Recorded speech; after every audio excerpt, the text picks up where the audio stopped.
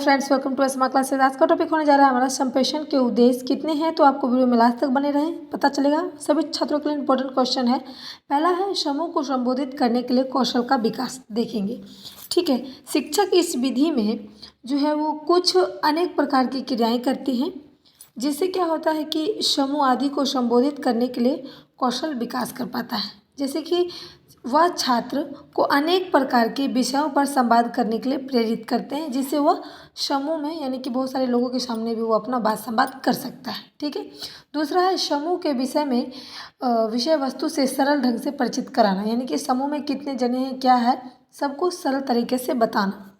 इसमें क्या है, इस विधि के द्वारा जो है शिक्षक जो है वो व्याकरण की जटिलताओं से दूर यानी कि नज़रअंदाज करके छात्रों के संवाद पर विशेष ध्यान देते हैं। कोई भी टॉपिक हो या फिर कोई भी विषय पर सरल तरीके से परिचय कराने का ज़्यादा से ज़्यादा प्रयास यानी कि बल देते हैं। तीसरा नंबर है पाठ को बोधगम्य बनाना, यानी कि कोई भी विषय को सरल तरीके से समझाना। ठीक है, शिक्षक छात्रों को आसान तरीके से बात करते हैं, जिससे छात्रों को भाषा एवं व्याख्या को साफ साफ समझ में आता है। अगर शिक्षक कोई भी विषय पढ़ाते हैं तो वो आसान तरीके से पढ़ाते हैं, जिससे कि छात्रों को उसकी भाषा और उसकी व्याख्या में साफ साफ समझ आ जाती है। ठीक है, 4 नंबर है उपयोगी लेखन में कौशल का विकास। ठीक है, शिक्षक छात्रों में लेखन कौशल का विकास करते हैं, साथ साथ ऐसी लेखन कार्य करवाते हैं जिससे छात्रों को भी उससे लाभ मिले, यानी कि उपयोगी हो छात्रों के लिए। 5 नंबर है इंटरनेट तथा वेबसाइट के उपयोग का बोध कराना। ठीक है, इंटरनेट के समय में दिन प्रतिदिन नवीन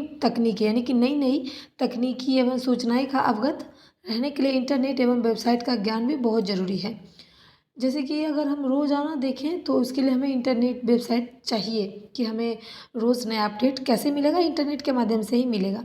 छात्रों को इसकी सही प्रक्रिया यानी कि सही प्रयोग कराना शिक्षक का ही उत्तरदायित्व बनता है कि वो अच्छे से इसे सिखाए और अच्छा से अच्छा वेबसाइट बताए, जिससे कि वह पढ़ाई भी कर सके, ज्ञान भी अर्जित कर सके उस वेबसाइट से, अपनी भाषा कौशल को भी बनाए रखे कुशल। ठीक है, अब देखेंगे 6 है शिक्षण का जीवन वास्तविक से संबंधित। ठीक है, प्रत्येक वाक्य गठन में प्रयुक्त होने वाली परिस्थितियाँ, यानी कि जितने भी जीवन जीने वाले व्यक्ति हो चाहे कुछ भी हो, उसमें अनेक तरह की परिस्थितियाँ आती हैं। जितनी परिस्थितियाँ वास्तविक होती है उतनी ही ज्ञान एवं अनुभव के क्षेत्र में होती है। परिस्थितियों को समझना एवं पढ़ना यानी कि अध्यापन करना भी उतना ही सरल और स्पष्ट हो जाता है। ठीक है, प्रयोगात्मक श्रवण देखेंगे, व्याकरण पर बल देना। ठीक है, वर्तमान काल में प्रयोगात्मक व्याकरण शिक्षक पर अधिक बल देते थे, यानी कि जितने भी वर्तमान समय में था वो शिक्षक जो है वह व्याकरण की चीज़ों पर ज़्यादा ही ध्यान देते थे, इसलिए यह विधि भी उसी नई मान्यता पर अभी तक आधारित है। ठीक है, 8 नंबर देखेंगे अभ्यास, अभ्यास और अभ्यास। ठीक है,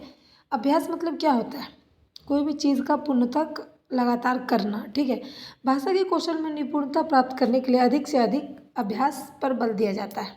ठीक है, बल मतलब क्या, कोई भी चीज़ का रोज़ाना हम प्रयोग करें, जैसे दवाई रोज़ खाते हैं, एक्सरसाइज रोज़ करेंगे, तो ये क्या है, अधिक से अधिक अभ्यास पर बल देना। ठीक है, जैसे कि कोई विद्यार्थी अगर सिलेबस पूरा करता है तो उसको रोज़ सुबह उठ करके याद करता है, उस तरीके से। 9 है शुद्ध उच्चारण पर बल देना। ठीक है, भाषा में सबसे जटिल समस्या उच्चारण का ही होता है। इसमें भाषा का प्रयोगशिला सप्ताह में 2-3 दिन बाद उच्चारण का अभ्यास कराया जाना चाहिए। ठीक है, खास करके उच्चारण ही बहुत लोगों का गलत होता है, इसलिए।